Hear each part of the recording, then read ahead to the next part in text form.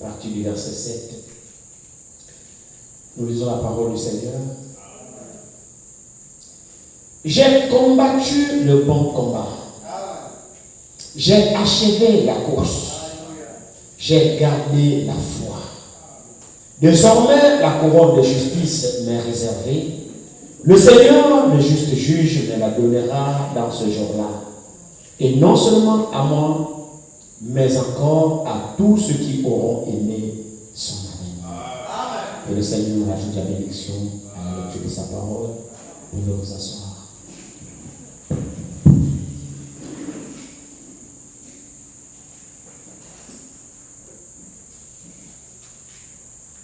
Soyez bénis encore ce soir.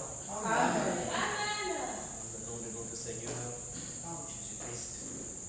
Nous lui disons merci encore pour sa bonté et son souffle de vie qui permet que nous puissions être dans sa maison et puis avoir communion avec lui. Je peux vous dire encore ce soir solennellement que le Seigneur Jésus vient bientôt. Nous avons l'habitude de le dire et je vais encore le réitérer pour ceux qui sont dans le groupe. Je crois que j'ai fait ce post-là. Pour ceux qui ont pu lire, je n'ai pas beaucoup commenté, je vous ai seulement salué et puis j'ai dit le Seigneur Jésus vient bientôt. J'ai été saisi de, je ne sais pas, pendant que j'écrivais cela, il y a quelque chose qui a saisi mon cœur, effectivement, et le retour du Seigneur fait de plus en plus, disons, je vais dire que l'alerte sonne encore chaque jour un peu plus davantage sur le retour imminent du Seigneur. Et je crois que bientôt il va arriver. Vraiment, bientôt il va arriver. Préparons-nous à pouvoir partir. Ici, ce n'est pas chez nous. Alors, notre thème que nous avons commencé depuis, nous sommes, je pense, la deuxième semaine déjà, que nous avions intitulé « Attendre, aimer et se préparer pour l'avènement du Seigneur Jésus-Christ ». C'est vraiment un terme approprié pour le temps dans lequel nous sommes. C'est un terme approprié vu l'esprit qu'il y a actuellement dans le monde. Nous n'avons plus beaucoup de temps, frère. Ces écritures ont été écrites depuis longtemps. Ça a été lu depuis des siècles. Ça a été prêché depuis des siècles. Maintenant, nous sommes dans les ultimes prédications. Nous sommes dans les derniers instants du dernier avertissement, de la dernière conscientisation du Saint-Esprit à son peuple. On n'a plus beaucoup de temps. C'est-à-dire, si on pensait comme les autres qu'on a encore beaucoup de temps comme auparavant, qu'on a encore des années ou des siècles ou de quoi à vivre, frère, ne trompons-nous. Nous sommes vraiment la génération qui va expérimenter ces choses. Je ne suis pas là dans le pronostic du temps, cela n'est donné à personne. Aucun ange même ne le sait. Mais quand même, il éveille notre esprit. Il éveille notre conscience. Il interpelle notre âme qu'il y a quelque chose qui est sur le point de s'accomplir. Et je ne connais pas d'autres événements maintenant qui puissent s'accomplir, qui soient imminents et plus importants que le retour du Seigneur.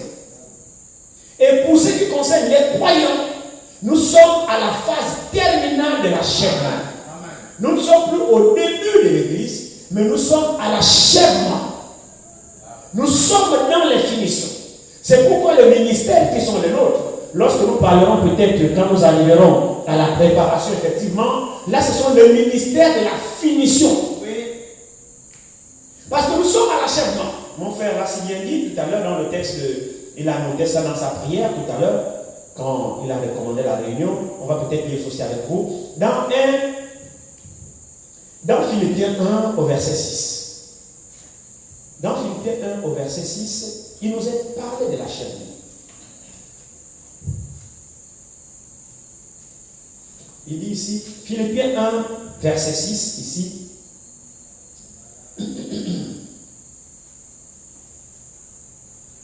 Il dit, je suis persuadé que celui qui a commencé en vous cette bonne œuvre la rendra parfaite pour le jour de Jésus-Christ. Donc nous sommes à l'achèvement. Le jour de Jésus-Christ, c'est le jour de son retour qu'il vient.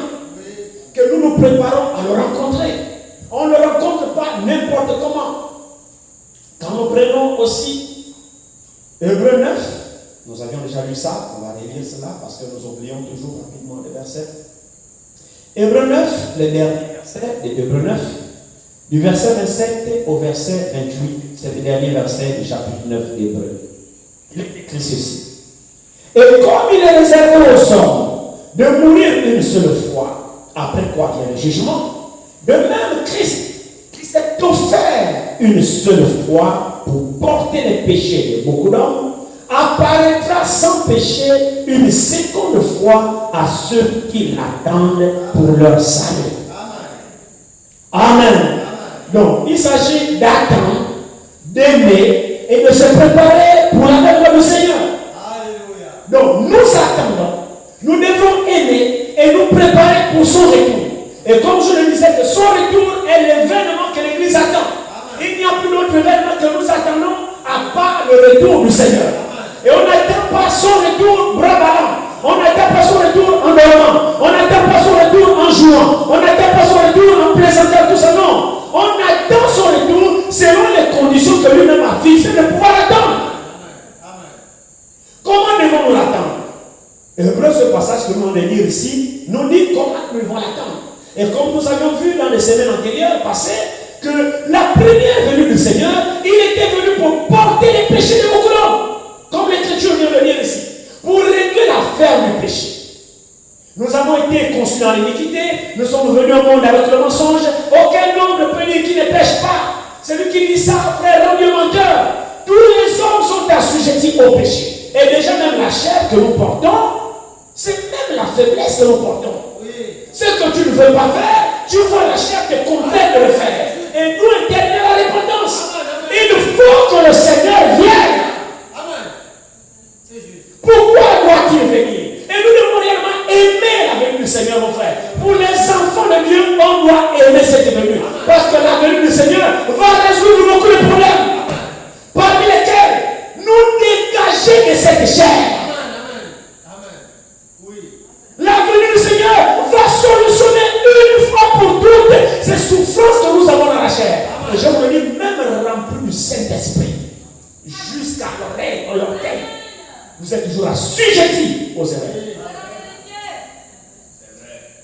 J'ai dit bien, même baptisé du Saint-Esprit, le Saint-Esprit coule de la chevelure jusqu'à l'orteil. Tu es toujours exposé au péché, exposé aux erreurs, exposé aux faiblesses. Mais c'est la vérité que je vous dis. Quel que soit le degré de ton Saint-Esprit. Vous savez, quand Jésus est venu, il a arrêté la fin du péché pour racheter l'homme. Mais dans ce que Jésus a racheté, il y a deux éléments, deux parties de notre corps qui ont été rachetées, qui ont été sauvées pourtant. L'âme a été sauvée, l'esprit a été sauvé, mais le corps, non. Le corps, c'est la chair que nous portons là, non. Déjà, la chair, le corps n'est pas sauvable. Il n'est pas sauvable. Mais notre intérieur est sauvé dans un corps encore qui n'est pas sauvable. Alors, lorsque tu es sauvé dans ton intérieur, ton âme est sauvée. Quand bien même que tu es dans un corps rempli de manquements et de faiblesses, alors tu soupireras à la venue du Seigneur. Parce que c'est ce corps-là qui nous met dans les problèmes. C'est cette chair qui nous cause des défauts. C'est elle qui nous fait du tort. C'est pourquoi Paul dit dans Romains chapitre 9. Romains 9 nous dit ici. Qui vous a dit que le corps là sera sauvé? Qui vous a dit ça? La chair ne sera jamais sauvée. Jamais. C'est pourquoi on doit quitter cette chair. Amen. Regardez ce que Romains 9 nous dit ici. Il dit Romains 9. Regardez ce qui est écrit ici.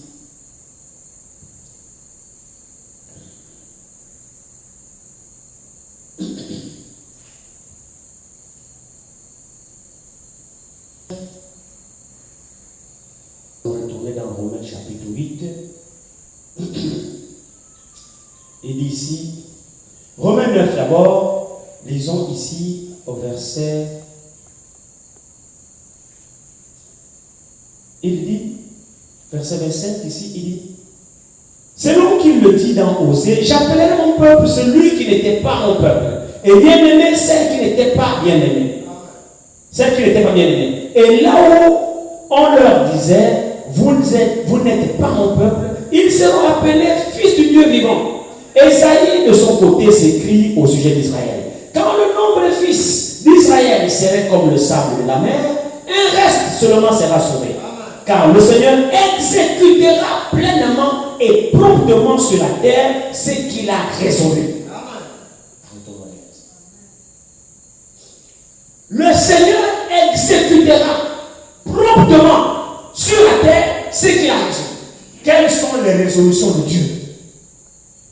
Qu'est-ce que Dieu a résolu? Mais Dieu a résolu de sauver l'homme. Dieu a résolu de délivrer l'homme. Dieu a résolu de racheter l'homme. Dieu a résolu de prendre l'homme, d'amener l'homme dans la gloire. Et avant de poursuivre dans ce passage-là, c'est chapitre 15.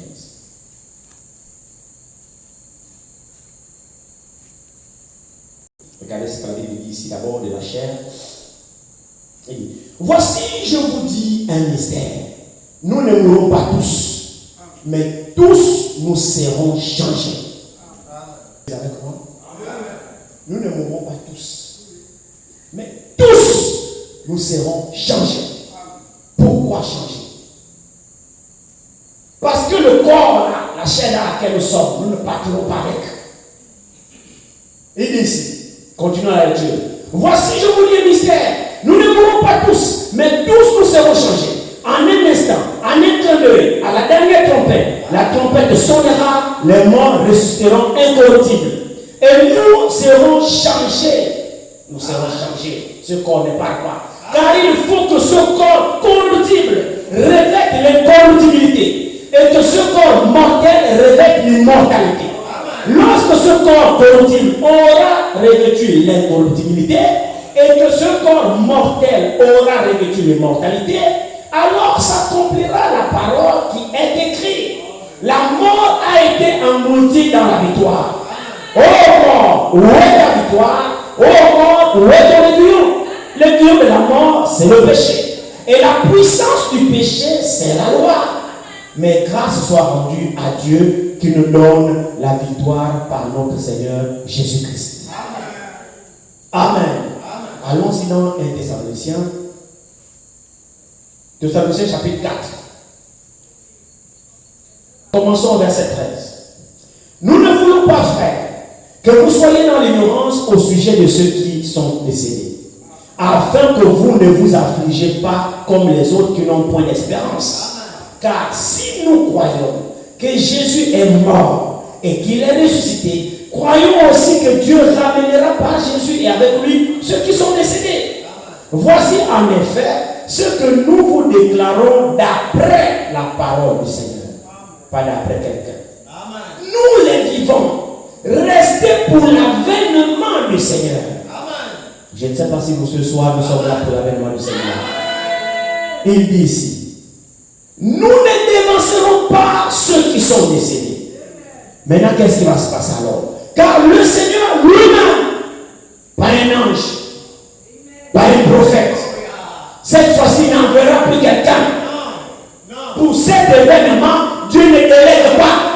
Pour cet événement, il n'y a pas de substitution. Pour cet événement, ce n'est pas Michael, ce n'est pas Branham, ce n'est pas un prophète, ce n'est pas Moïse. Pour cet événement, c'est le Seigneur lui-même. Lui-même. Amen. Il dit, car le Seigneur lui-même a un signal donné, à la voix d'un archange, au son de la trompette, descendra du ciel. Et les morts en Christ ressusciteront premièrement. Ensuite, nous les vivants, qui seront restés, nous serons tous ensemble enlevés avec eux sur les airs à la rencontre du Seigneur dans les airs. Mais nous ne serons pas enlevés comme ça. Non. 1 Corinthiens 15, verset 51 va d'abord s'accomplir. Et nous serons d'abord changés avant d'être enlevés. Quand vous prenez Philippiens chapitre 3, du verset 20 à 21. Philippiens 3, verset 9 à 21, le Seigneur nous dit ici, il dit, mais nous sommes citoyens des cieux, d'où nous attendons, aussi comme sauveur le Seigneur Jésus-Christ. Il viendra faire quoi?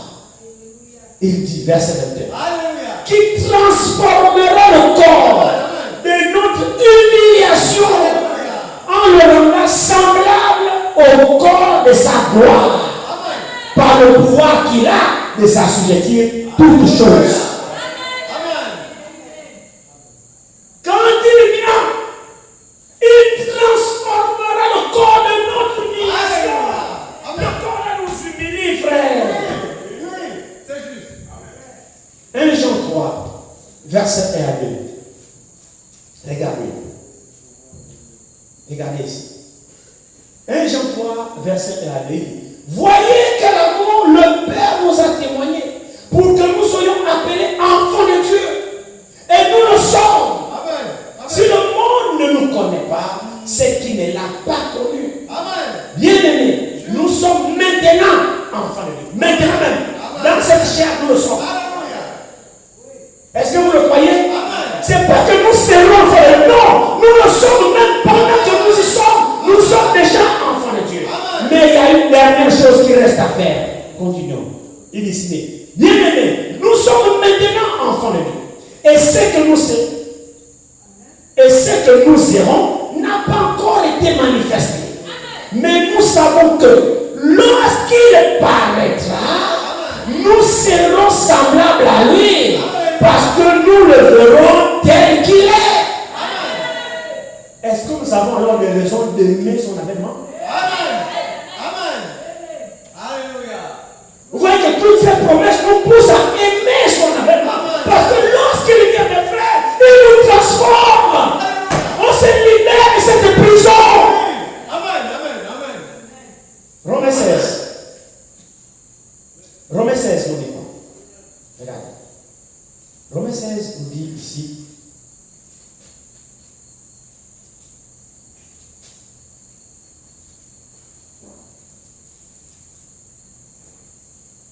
il y a beaucoup, j'ai lu tous ces versets là, pourquoi?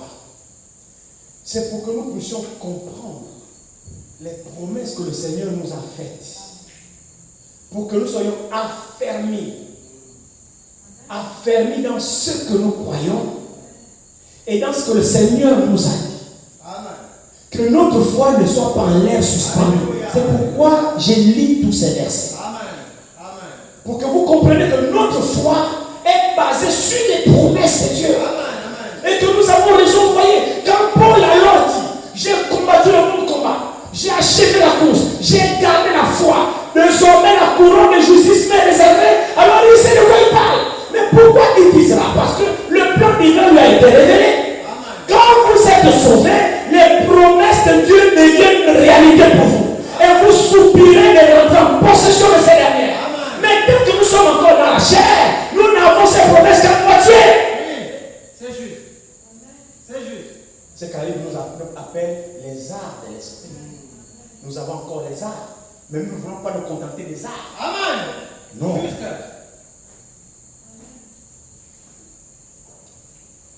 Allez ici.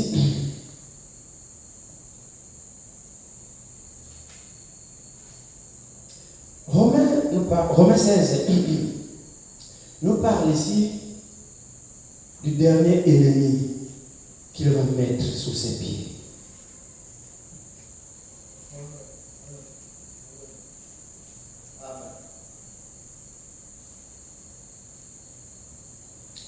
Regardez ici. Romains 16, verset 1. Le Dieu de paix écrasera bientôt Satan sous vos pieds. Amen. Le Dieu de paix écrasera bientôt, mon frère, ma soeur, Satan sous nos pieds. L'avènement du Seigneur est important pour le croyant. L'avènement du Seigneur est primordial pour le croyant. L'avènement Seigneur nous libère de cette prison. Cette chair a beau se sanctifier, a beau jeûner, a beau se consacrer, a beau méditer, a beau faire ceci, elle a toujours ses limites, elle est toujours faible. C'est juste. Oh, gloire à Dieu. C'est pour dire que la chair et le sang n'hériteront pas le royaume de Dieu. Non. Qu'il vienne me débarrasser de ça. Amen. Tu veux gêner? La chair dit je veux manger. Tu veux veiller? La chair dit j'ai sommeil. Tu veux méditer? La chair, les paupières déjà commencent. Tu somnoles, tu commences à aller la Bible, tu commences à somnoler. Oh, mais l'esprit est bien disposé. L'âme veut méditer. Mais le corps, la prison dans laquelle tu es embrigadé, t'empêche d'aller en avant vers ton Dieu. Amen. C'est juste. Tu es plus pour les bonnes raisons, Seigneur. Comme un homme dimanche, après la prédication, j'ai reçu un homme qui me dit, je ne comprends pas. Lorsque je prends mes décisions, je dis, aujourd'hui, à telle heure, je vais me réveiller pour méditer. Alors le diable lui dit, tu mens. Tu dis ça, c'est parce que tu es à l'église. Dès que tu vas rentrer, d'abord, toi, tu vas voir, tu ne vas même pas te lever pour prier. Et c'est exactement ce qui arrive. Alors qu'est-ce qui se passe? Pendant qu'elle est là, l'esprit dit, lève-toi, va prier. Le corps est lourd, il n'en dort. Donc en elle, il y a un combat qui se passe. Et voilà comment elle reste en train de dormir jusqu'au matin. Elle se réveille, il dit, ouais, je suis pas bien. Mais pourtant, je voulais prier, pourtant, je voulais prier. Il n'y a pas que cette âme-là sur lequel ça. Nous n'avons pas ça. Si.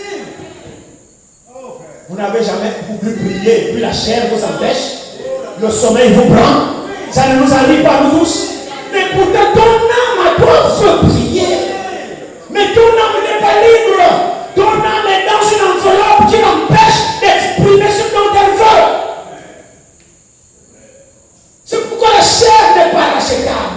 Alors le Seigneur doit venir. Amen. Aussi longtemps qu'il est là-bas, mon frère, malgré le Saint-Esprit que tu as, le diable a toujours accès à toi. C'est la vérité. J'ai dit, malgré le Saint-Esprit que tu as, le diable a toujours accès. C'est vrai. C'est vrai. Tu n'as pas envie de faire ça, non. C'est juste. Mais tu as la chair. Oh, Lui s'affectionne de la chair. Lui, il agit au travers de la chair. Son pouvoir agit par la chair. Et il nous faut une lutte constante chaque jour. Une lutte constante chaque jour. Une lutte constante. Alors ne peut aimer le retour du Seigneur que celui qui est déjà sauvé. Amen. C'est celui-là qui peut aimer le retour du Seigneur. Alléluia. Celui qui n'est pas encore sauvé ne peut pas aimer le retour du Seigneur. Non!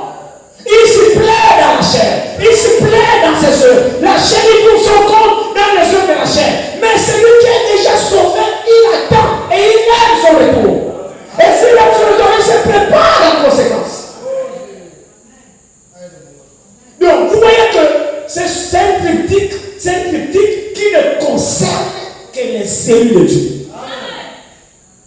Ici, Dieu ne parle qu'à ses enfants. Amen.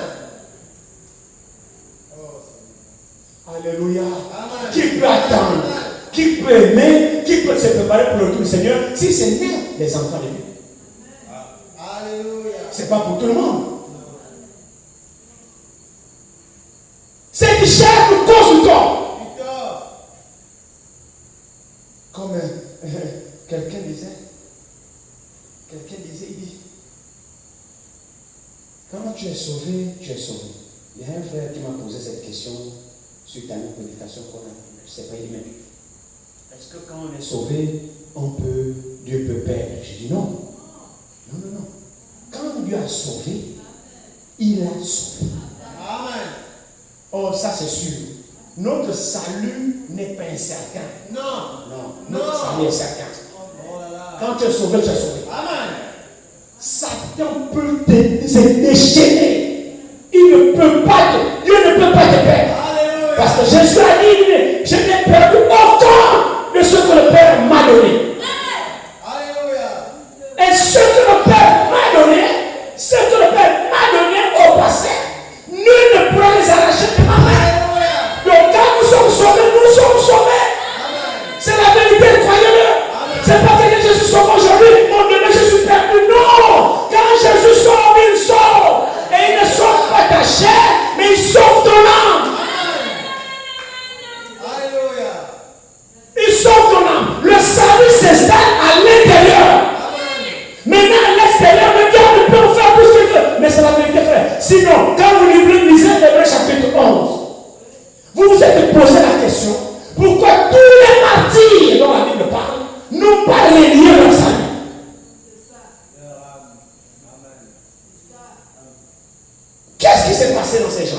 va peut-être brosser tout. Alléluia. Regardez. Prenons avec moi Hébreu 11. Qu'est-ce qui s'est passé avec ces gens-là? Mais c'est des mortels comme toi et moi. Amen. Ils sont nés d'un homme et d'une femme. Ils ont vécu sur cette terre comme toi et moi. Ils ont eu les mêmes problèmes, les mêmes difficultés. Que tu as.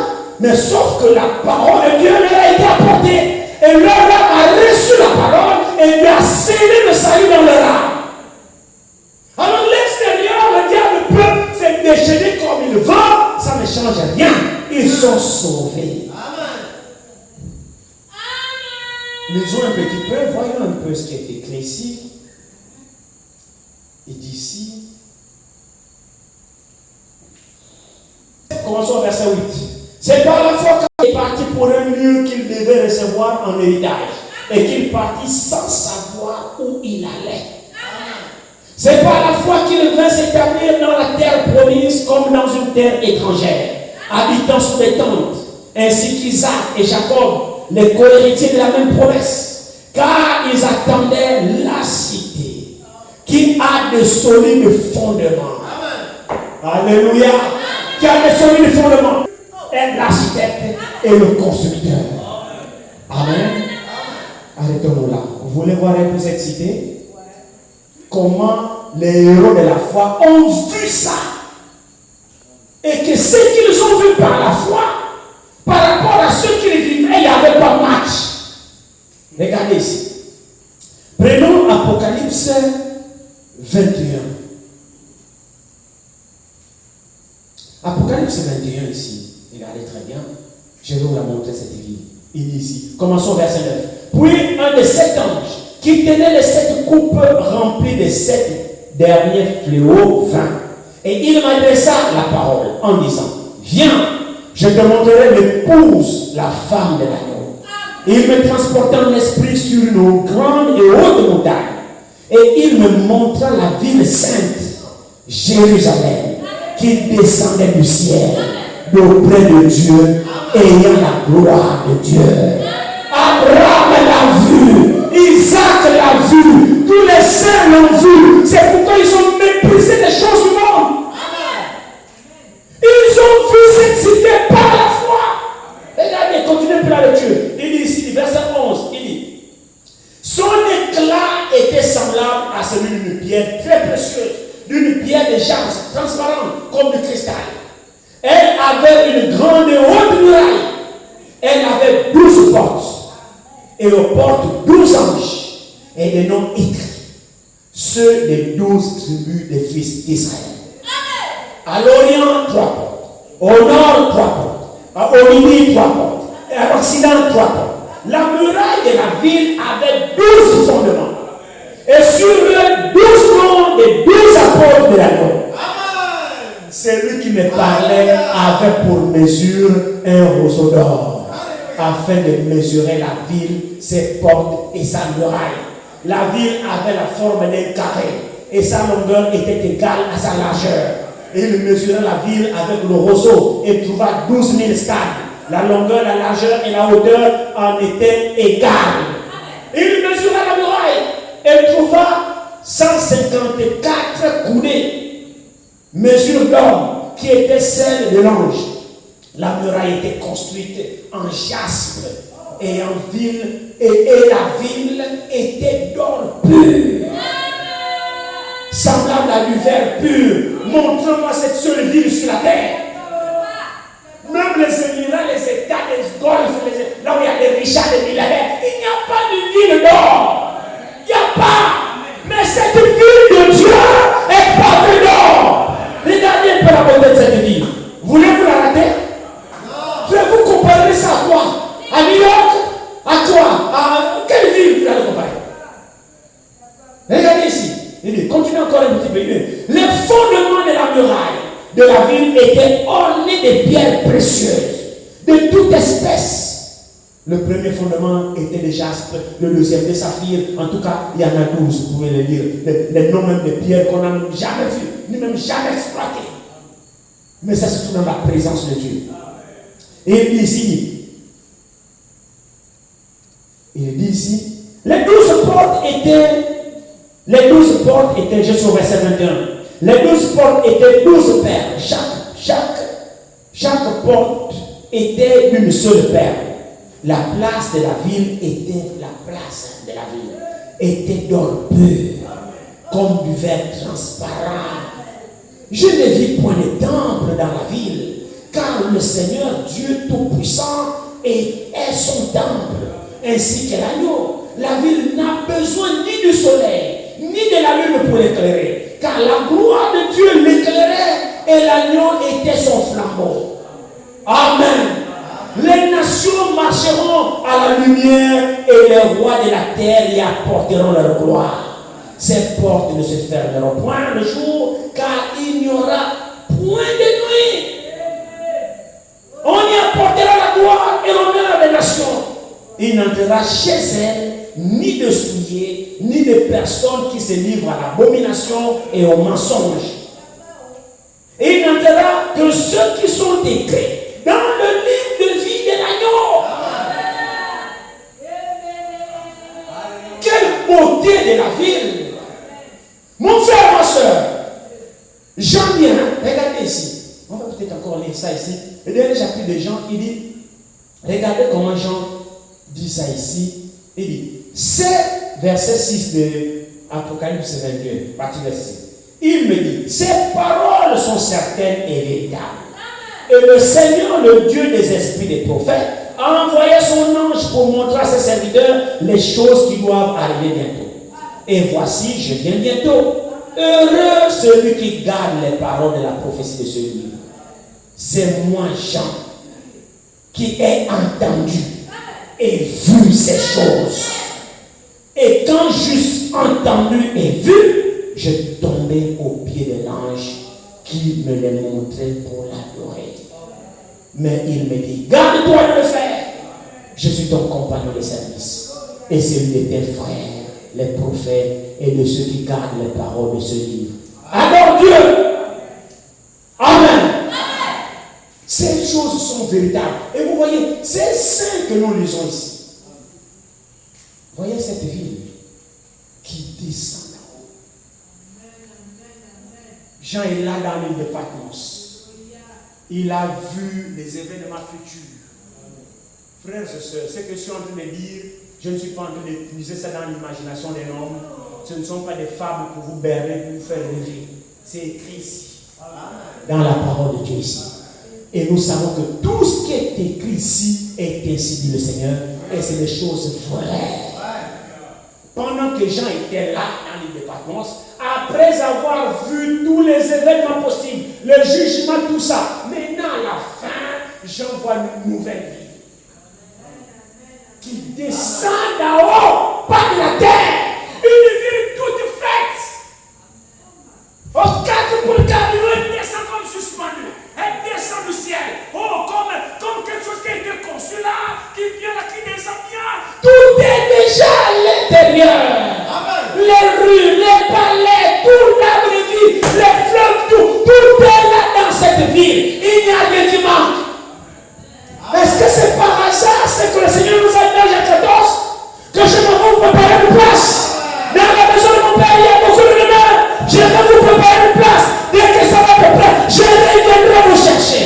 Qui a droit d'aller dans cette ville? C'est lui, non, le nom est écrit dans le livre de vie de la loi.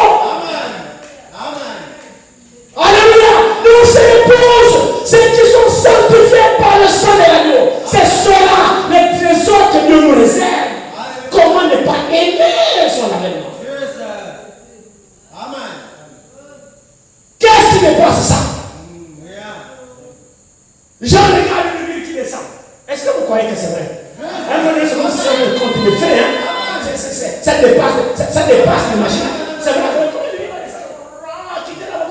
Mais non, mais c'est vrai. C'est écrit ici. C'est vrai. C'est une vie éternelle.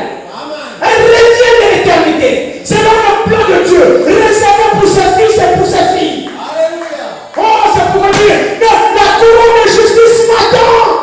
Non pas seulement à moi, mais à tous ceux qui auront aimé son avènement. Parce que quand il vient, c'est fini la souffrance. Nous partons dans la gloire. On a des raisons d'aimer son avènement. Il y a toutes les raisons possibles, frère. Oh, le malheur sera pour celui qui restera. Celui qui n'aime pas la vie du Seigneur est maudit. C'est écrit maudit quiconque n'aime pas le Seigneur. Oui. C'est vrai, non? Amen. Nous l'aimons. Amen. Et si nous l'aimons, nous devons aimer son avènement. Alléluia. Parce que dans son avènement, il nous a promis de grandes choses. Oui. Qu'aucun homme ne peut nous promettre. Amen. Et c'est ce qui donne la force à notre persévérance. Amen. Quelles que soient nos chutes, frère, tu n'abandonnes pas. Mais pourquoi je vais rater ça? Non. Alors les premiers ici, par la foi, ces choses-là leur ont été révélées. Et ils ont supporté tout ce qui les ont fait subir les hommes. Parce que par la foi, ils ont salué ça de loin. Regardez ici, il dit, car ils attendaient, je suis au verset 10. Reprenons le verset 9 d'Hébreux 11. C'est par la foi qu'il vint s'établir dans la terre promise, comme dans une terre étrangère, habitant sous les tentes, ainsi qu'Isaac et Jacob, les co-héritiers de la même promesse. Il y a beaucoup à dire. Mon frère, ma soeur, même si tu n'as pas de maison ici-bas, s'il te plaît que cela ne soit pas pour toi un fardeau. Si tu peux l'avoir, Dieu te bénit que tu l'as, gloire à Dieu. Amen. Si tu ne l'as pas, ce n'est pas aussi un problème. Mais si tu n'as pas une maison dans le ciel, mon frère, ça là, tu peux déjà commencer à regretter. C'est juste. Cherchons plutôt à construire là-bas. Amen. Non construire là-bas comme par la foi. Amen. Il dit ici, il dit, car il attendait la cité qui a des solides fondements. C'est le nom de Dieu est l'architecte et le constructeur. C'est par la foi que Sarah, elle-même, malgré son âge avancé, fut rendue capable d'avoir une postérité. Parce qu'elle crut à la fidélité de celui qui avait fait la promesse. C'est pourquoi d'un seul homme, déjà usé de corps, naquit une postérité nombreuse, comme les étoiles du ciel, comme le sable qui est sur le bord de la mer, et qu'on ne peut compter. C'est nous aujourd'hui, cette postérité, qui croyons en Jésus. C'est dans la foi qu'ils sont tous morts. Avez-vous entendu ça? Frères et sœurs, je prie le Seigneur que nous soyons disposés à écouter ces choses. Amen. La Bible dit ici au verset 13, c'est dans la foi qu'ils sont tous morts. Amen. Quand vous faites la jonction avec notre passage d'introduction ici, oh Seigneur, le bon combat. J'ai achevé la course. J'ai gardé la foi. Vous voyez que c'est important de la garder. Dans Hébreux 11, verset 13, c'est dans la foi qu'ils sont tous morts. Donc, ils ont gardé la foi. Paul dit, j'ai combattu le bon combat. J'ai achevé ma course. J'ai gardé la foi. Avec le frère dimanche, parler un peu du Seigneur, on est parti sur tard. Souvent quand vous partez, j'ai resté avec le frère, on parle encore un peu des affaires du Père. Et là, nous étions en train de parler, tout ça, et on parlait un peu de la foi de Paul. C'est que Paul a suivi pour pouvoir dire, j'ai gardé la foi. Il avait toutes les raisons de la perdre, parce que ce n'était pas facile. Il a été battu, il a fait naufrage. L'embarcation lâche, Paul au lâche. Il doit se débrouiller pour nager de là-bas, pour atteindre la rive devant les hommes, en péril devant les brigands, en péril partout. Au point même le Seigneur nous faisait remarquer, un moment donné il prêche, on le cherchait tellement qu'on l'a fait descendre nuitamment dans une nasse de l'étage, en cachette. On a fait descendre Paul dans une nasse, fuis vite. On l'a fait sortir par la fenêtre, descendre en haut à l'étage, on a mis dans une nasse, on a mis sur le corps, jusqu'en bas, on l'a fouillé. Il y a quelqu'un, mais à cause de l'évangile, et c'est écrit, le diable qui le persécutait, dans le but qu'il abandonne la foi. Parce qu'il sait ce que vous gagnez si vous persévérez dans la foi. Amen.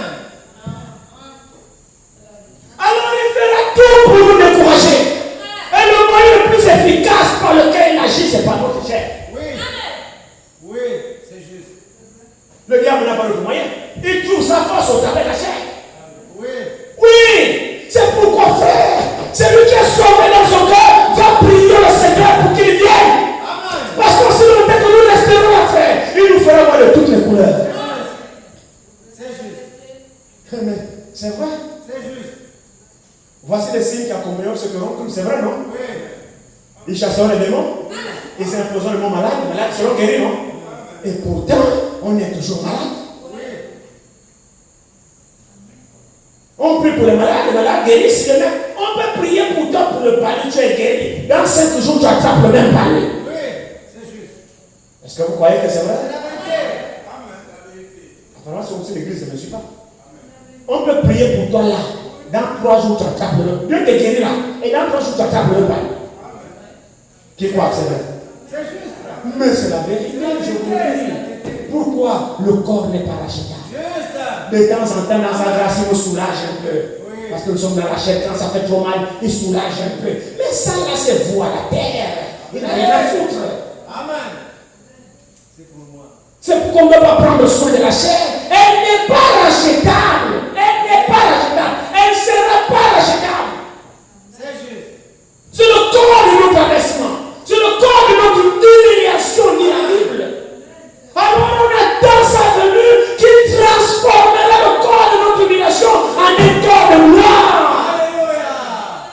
Dans le corps qui nous attend, c'est une jeunesse éternelle. Amen. Pas de maladie là-bas, non. Certainement pas de pouvoir pour toucher le corps céleste. Non, non, non, non, non. C'est un corps glorieux. Nous ne serons semblables à lui. Amen.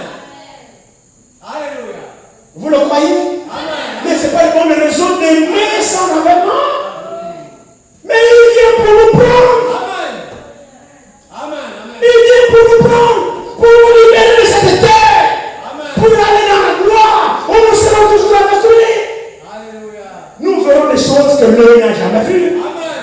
Nous entendrons des choses qu'on n'a jamais entendues. Nous vivons dans une vie que le monde n'a jamais vécue. Alléluia.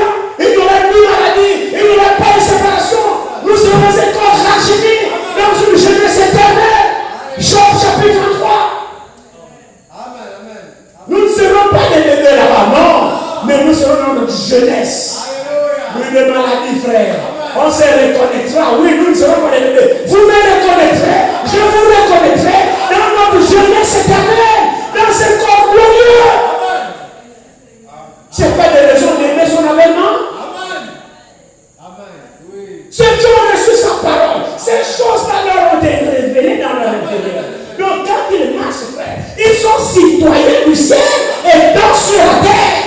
Même si à un moment donné, à la marche, il glisse, c'est pas grave. Il est sur la poussière, il continue la marche. Il dit, oh, le Seigneur, bientôt, il mettra Satan sous nos pieds. Amen. Aimez son avènement. C'est pourquoi n'aimons pas le monde, ni les choses qui sont dans le monde, mais aimons l'avènement du Seigneur. L'avènement du Seigneur, mon frère, ma soeur, nous libère de la puissance du diable. Nous libère des choses de son nom. Alléluia. Nous serons dans la gloire pour Alléluia. toujours. Quoi, vous voulez rester ici? Non. Jamais. Alors il a dit les autres. Il a dit les autres. Nul les choses promises. Je suis au verset 13 d'Hébreux 11. C'est dans la foi qu'ils sont tous morts, sans avoir obtenu les choses promises. Mais ils les ont vues et saluées de loin.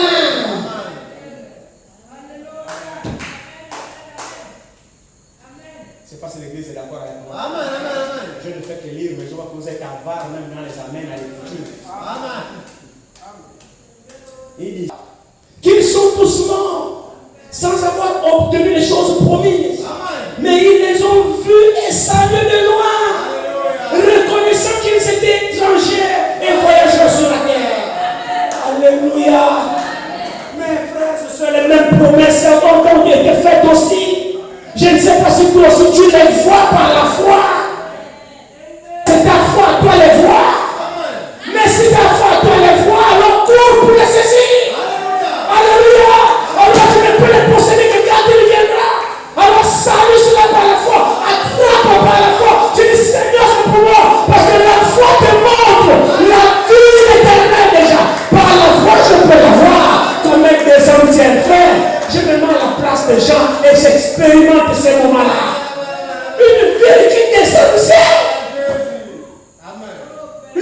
le courant, tout ça, courant.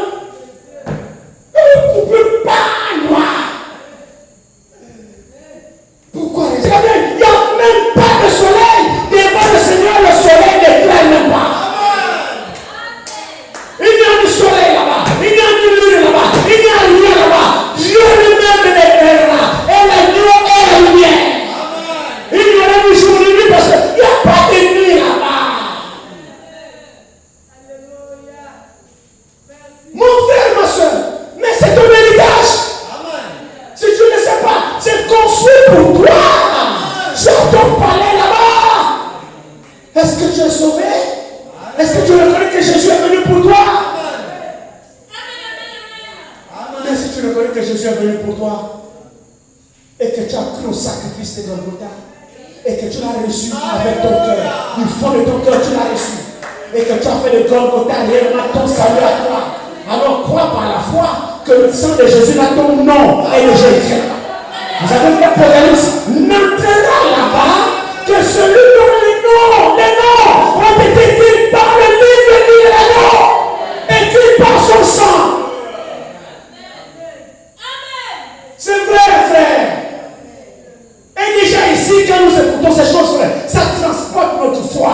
Il y a quoi ici, il y a quoi ici, frère? Les livres sont pourris, il n'y a rien. Non, là, là. Ma femme, nous suivons ce qui se passe en Europe, là. Vous voulez aller en Europe, non? Ça brûle, là. C'est vrai, non? Ça brûle, là. Canada brûle, la Grèce brûle. Ils sont au feu, là. Nous, on est bien. On est bien. C'est développement, c'est développement. Oui, laissez-moi ici. Là-bas, quand il fait frais, ça l'extrême, ça meurt. Quand il fait chaud, ça l'extrême, ça meurt. Et nous, ils sont nés en équilibre. Frère, Dieu nous aime. Ne soyons pas complexés. C'est vrai, ne soyons pas complexés. Dieu nous aime. Ça brûle là-bas. Il y a même en Grèce, le pilote qui deux sont tombés. On voit comment l'avion tombe. Vous suivez les informations? Avec les Canadiens, les avions bombardiers là, qui arrosent les machins. En Grèce, ça brûle de partout. Les maisons calcinées, il y a eu des morts. En Algérie, il y a eu affaire de 34 morts brûlés. Ça brûle de partout. Quelle ville est à l'abri ici? Quel plan, quel modèle bâti par l'homme où on se sent en sécurité? Si Dieu me donne cette ville, c'est laquelle? Il n'y a aucune, frère. Et nous disons, je vais aller en Europe, je vais aller à la Syrie, mes frères. C'est la pollution partout. Vous ne comparez la Nouvelle Jérusalem à aucune ville sur cette terre. Il n'y a pas. Le constructeur et l'architecte, c'est Dieu. Il n'y a pas de plan dans ce monde. Et le matériel fait, il n'y a pas de ciment là-bas. Non. Il n'y a pas de ciment là-bas. C'est l'or pur partout. L'or pur clair. Comme le cristal. On a vu ça. Maintenant, je ne sais pas si vous croyez. Moi, je crois à ça 100%. Nous marcherons sur les rues pavées d'or. Comme ça. Tranquille. Mais c'est vrai, frère. C'est mon héritage. Dieu n'en a pas besoin. Mais il a fait pour vous. C'est votre récompense d'avoir combattu dans ce monde. Parce que les choses n'étaient pas faciles ici. Le diable fait pas de tout le temps. On n'a plus position pour lui. On tombe, on se lève. On tombe, mon frère, lui est l'intérieur. Il te tire par la main. Ne te décourage pas. Il y a des grandes choses qui t'attendent là-bas. Alors fortifie-toi. Prends courage. Alléluia. Il a permis que les gens puissent voir cela. Et que les gens l'écrivent. Pourquoi? Pour que cela soit lu et prêché.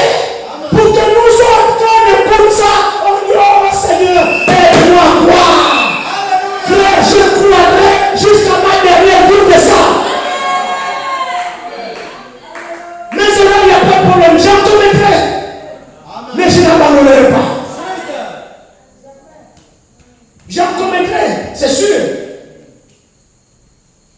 Si le Seigneur use encore de patience en me gardant encore dans cette maudite chair, j'ai dit bien maudite chair, j'ai la maudite, cette chair. Elle est maudite. C'est juste. Si le Seigneur use encore de patience en me gardant dans cette maudite chair, ce qui est sûr, c'est que certainement j'en commettrai encore. Mes frères, il n'aura pas assez de courage de me décourager. Parce qu'après avoir lu ça, après avoir reçu la révélation de toutes ces promesses-là, vous voulez que je laisse ça à qui? À toi seul? Non. Moi aussi, je suis dedans. Pourquoi tu veux que je te laisse tout ça seul? Que Dieu te bénisse, mon frère. Vous voyez que tout ça, c'est vrai. C'est pour toi et c'est pour moi. Il essuiera nos larmes. Oh frère, aimons son avènement.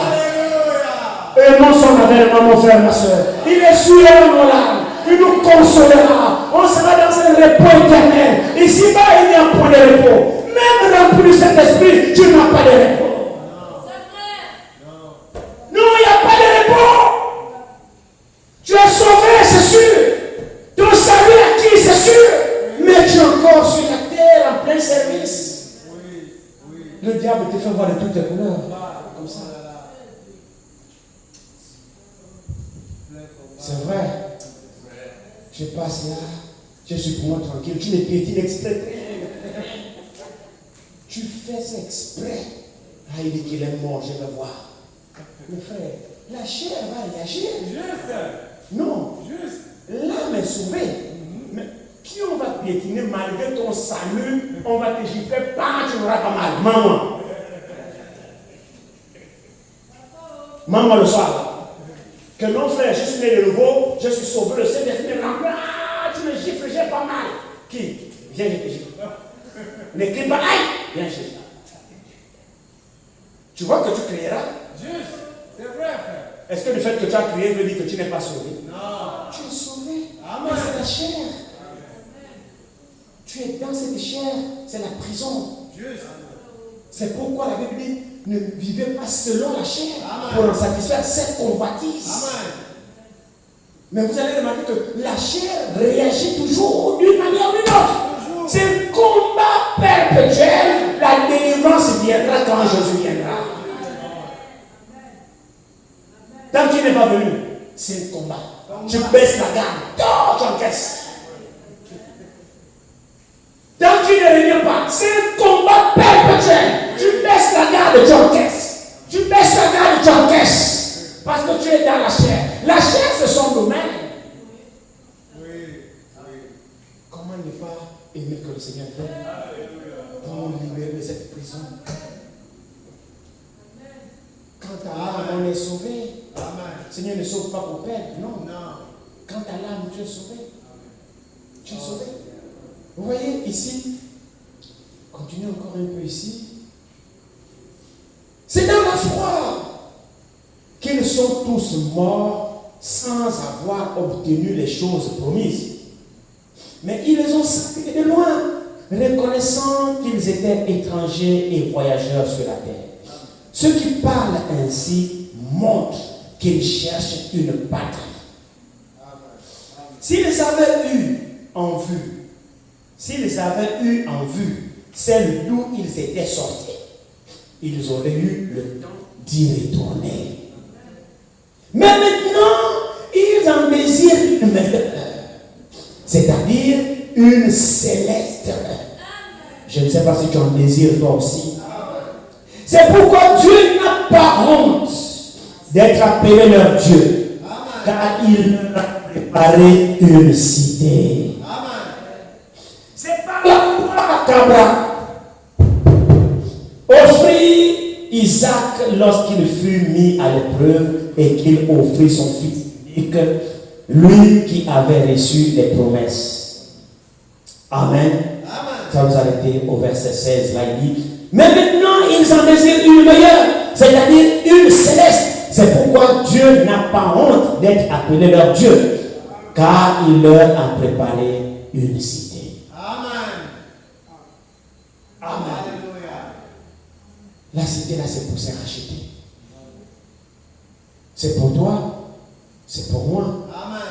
Mais s'il ne vient pas, nous ne serons jamais dans cette cité. S'il ne vient pas, nous resterons toujours ici. S'il ne vient pas, on s'unira toujours ce qu'on s'unit. S'il ne vient pas, on va toujours éprouver ce qu'on éprouve. S'il ne vient pas, on va toujours endurer ce qu'on est appelé endurer. Alors, voulez-vous continuer à endurer cela? Non. On doit aimer son avènement. Parce que son avènement va solutionner tous ces problèmes. Son avènement va nous affranchir. Pour toujours. Nous disparaîtrons de cette terre. On nous cherchera partout disparu. Nous nous envolerons. Ou on retourne chez nous. Parce que ces promesses sont devenues réalité pour nous. Nous aussi, nous en désirons une meilleure. Vous voyez, quand vous rentrez dans la pensée du prophète, il dit, je ne suis pas américain. Amen.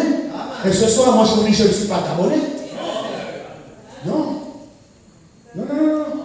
Je ne suis pas gabonais. Je ne suis pas africain. Non. J'ai une patrie céleste. Et c'est pour cette raison, tout mon comportement, mon existence témoigne que je n'ai rien de commun avec les Gabonais. Parce que là où les Gabonais se réjouissent, toi tu ne te réjouis pas. Là où les Gabonais trouvent son compte, toi tu ne trouves pas ton compte. Alors ça montre que tu es citoyen de quelle nation? Là où les autres vont entre les rois, viens voir avec nous. Non, non, non, je ne crois pas. Et viens à ça. Non, non, je ne danse pas. Fallait pour la passe. Tu danses pas. Non, je ne danse pas ça. Alors je me dis, toi tu appartiens à quel royaume? Oh, mon royaume n'est pas d'ici-bas. C'est pourquoi les choses d'ici-bas ne me contentent pas. Ça montre, frère, que notre vie n'est pas d'ici. Nous sommes de là-haut. Alors si nous sommes là-haut, nous devons soupirer à partir. C'est pour cette raison, frère, qu'il faut qu'on se prépare. On doit attendre son avènement, aimer son avènement. Aujourd'hui, nous sommes sur aimer cet avènement. Ces promesses sont réelles pour vous. Tout ce qu'on a lu là, c'est la vérité. Et il y a vraiment cette vie. Vous le croyez? Alors aimez son avènement. Parce que quand il vient, c'est pour nous prendre. Pour nous amener là-bas. Qui ne peut pas aimer ça? Ce n'est pas simplement le plaisir des oreilles. Non, frère. Non. Ce n'est pas le plaisir des oreilles, mais c'est notre vie. L'objet même de notre persévérance, même c'est ça. Mais pourquoi tu persévères? Si ce n'est pas pour aimer son avènement. Mais il ne peut aimer son avènement que celui qui aspire après ces choses. Celui qui désire ces choses. Celui en qui ces choses déjà vivent. Ne peut aimer son avènement que celui en qui ces choses sont devenues une réalité. Quoique virtuelle, mais par la foi, il les croit. Et il soupire après ça. Vous voyez les patriarches, c'est longtemps. C'est nous qui sommes proches de l'avènement maintenant. Mais Abraham, dès le commencement, a vu cette ville. Isaac pareil, Jacob pareil. C'est pourquoi ils ne se sont pas précipités ou alors à construire des châteaux, des buildings. Non! Par la foi, ils ont vu cette belle ville. Alors pourquoi gâcher tant d'efforts pour construire avec le ciment alors que j'ai une maison, le matériau même que le monde n'a même pas encore découvert? Lisez les 12 pierres des fondements là. Vous allez voir que c'est même des noms que je connais là. Quand je lis ça, je dis, ça c'est encore quelle pierre? Le jasme, les sagoines, les chrysolites, les myocrites, c'est pas comment j'en sais même rien. Qui a déjà découvert ça dans la terre? Avec un matériau que l'homme ne peut pas trouver. Vous pensez qu'il y a le ciment là? Vous pensez qu'il y a le goudron là? On tape les briques, une brique 300, 250, ça ne pas ça compte. On tape le brique.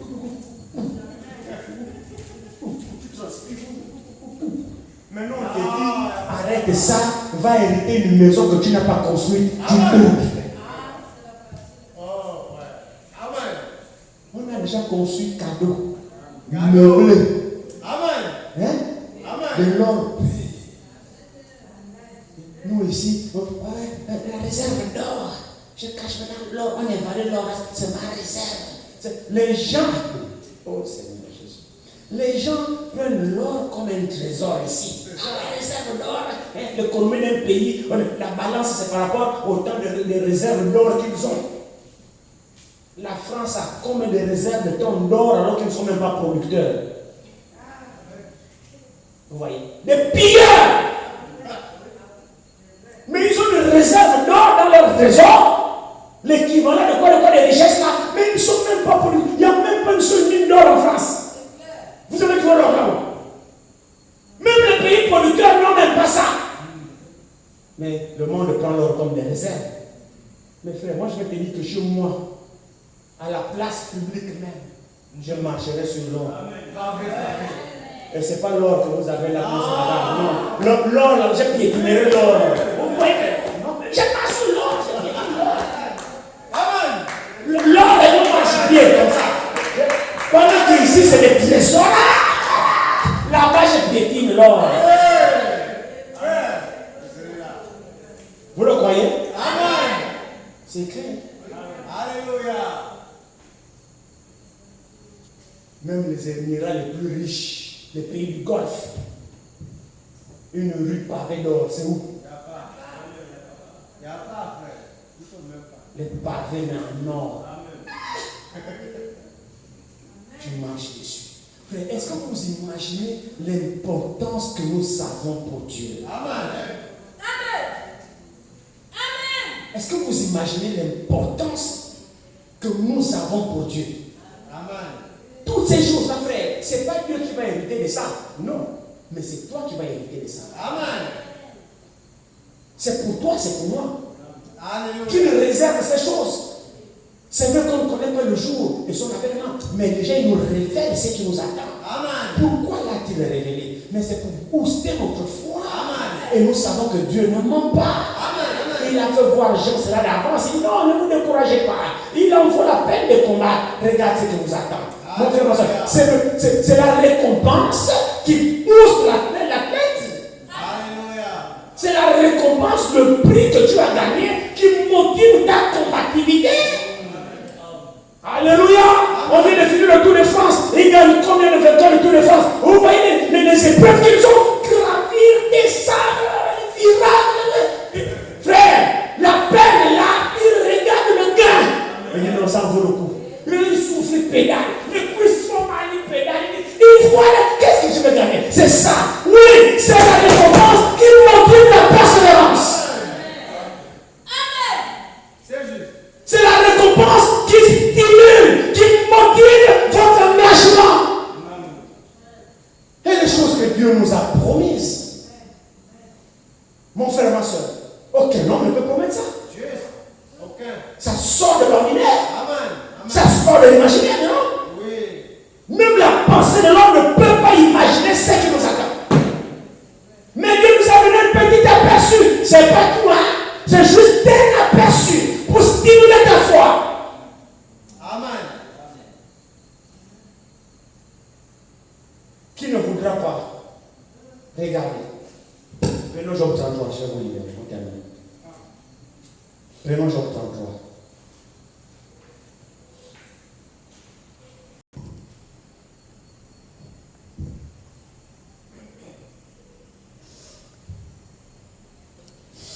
Au verset 22, entre verset 20, alors il prend en dégoût le pain, même les aliments les plus exquis, sa chair se consume et disparaît, ses os qu'on ne voyait pas sont mis à nu. Son âme s'approche de la fosse et sa vie des messagers de la mort. Mais s'il se trouve pour lui un ange intercesseur, un d'entre les mille, qui annonce à l'homme la voie qu'il doit suivre, Dieu a compassion de lui et dit à l'ange, délivre-le, afin qu'il ne descende pas dans la fosse. J'ai trouvé une rançon. Tu l'as trouvé, toi, tu as trouvé une rançon. Puisqu'on a trouvé cette rançon, elle va faire quoi? Et sa chair a plus de fraîcheur qu'au premier âge. Il revient au jour de sa jeunesse. Là, il est décrit l'état d'abord de l'homme dans la chair qui souffre. La maladie te ronge. Tu comptes déjà tes côtelettes. Même la nourriture que tu as envie de manger, tu n'as plus d'appétit. Il faut être malade pour savoir la bonne santé. Si tu n'es jamais passé par la maladie, tu ne sauras pas ce que c'est l'importance d'être en bonne santé. Mon frère, quand tu es malade, même la nourriture que tu as envie de manger, pas d'appétit. Les habits, tu dis, tu fais quoi avec les habits? Tu te montres sur ton sol, la nouvelle chaussure dernière, tu fais quoi avec? Tu n'es pas en santé. Rien ne va en toi-même. Ça ne va pas. Tu n'as pas la santé, mon frère, ma soeur. Et rien ne te... Il n'y a plus le goût même dans la nourriture, même dans ce que tu aimais, frère. Tout ça, tu dégoûtes parce que tu n'es pas en bonne santé. Mais tout ça, c'est dû à quoi? Mais c'est dû à l'héritage de la chair dans laquelle nous sommes. C'est la chair. Et cette chair-là nous fait les misères. Alors là, si je peux trouver un intercesseur parmi mille, alors j'aurai trouvé une rançon. Qui aura payé pour me racheter de cette chair. Quelqu'un qui aura payé pour trouver la solution à la chair qui me fait les misères là. C'est ça la rançon. Et cette rançon a fait, cette rançon l'a fait à payer pour nous ramener au jour de notre jeunesse. C'est-à-dire pour nous sortir de cette chair et nous donner un corps jeune, un corps éternel. Aujourd'hui, regardez, l'homme n'a qu'une envie de vieillir. Personne. Qui a envie de vieillir? Lève la main. Qui a envie de vieillir? Mais tu vieillis, veux ou pas? Tu constates simplement chaque jour. Ah, tu n'as aucun moyen d'arrêter ça, mais tu constates. Tu dors, tu te réveilles une rire. Tu dors, tu te réveilles, tu dors des heures. Nous autres là, vous pensez que j'ai commencé avec la calvitie? Il n'y a aucun moyen d'arrêter ça. Je ne trouve aucun moyen. Il y en a qui achètent des comprimés pour retarder les cellules. Mon frère, retarde le vieillissement de cellules, tu vas vieillir. Arrête les deux autres, tu vas vieillir. Bon? On est l'homme. L'homme, c'est un menteur. Hein? Frère, arrêtez. Tu ne veux pas vieillir. Acceptez Jésus-Christ. Amen. Il te rendra ta jeunesse éternelle. Voyez ici, la jeunesse là, frère, c'est un corps sans maladie. C'est un corps sans maladie. Tu ne vieilliras pas. Non, pas. Nous autres, tu étais bien, maintenant tu ne peux même plus. Oui, tu subis. On ne demande pas ton avis, veux ou pas. Oui. Rhumatisme, tu es maintenant là. Tu n'as tapé personne, tu n'as rien fait, tu te réveilles, rien ne va plus. Oui. Tu as rattrapé. Mais il y a une solution. Amen. Il y a une solution ici. Nous partirons jeunes. Amen. Nous changerons ici. Nous changerons ici. Quand? À son avènement. Ça se passe dès qu'il vient. À un signal donné. Au son de la trompette. Amen. À la voix de notre dès qu'il descend du ciel là, dès qu'il quitte le trône d'intercession, et c'est pour bientôt, mon frère. Ce que je suis en train de vous dire, ça a été prêché depuis des centaines d'années. C'est Paul qui l'a écrit depuis le premier siècle. C'est Paul. Et ça a été prêché ça depuis des centaines d'années. Nous sommes aujourd'hui en 2023. Ces paroles ont été prêchées depuis. Maintenant, c'est le temps de leur accomplissement.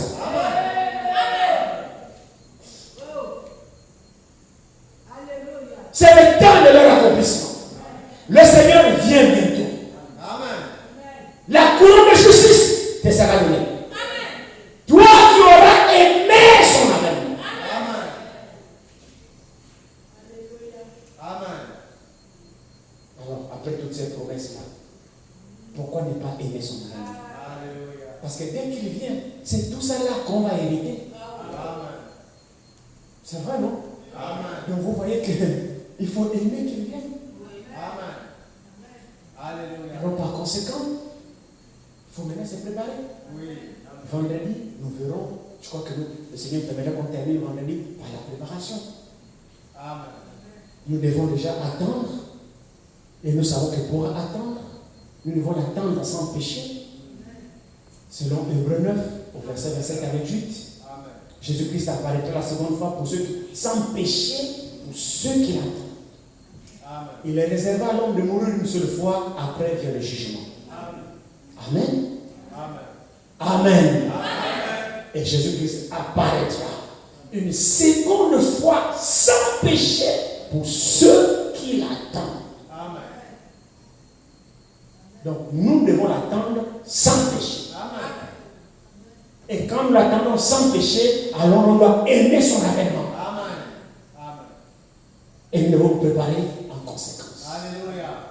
Amen. Amen. Que Dieu vous bénisse. Alléluia.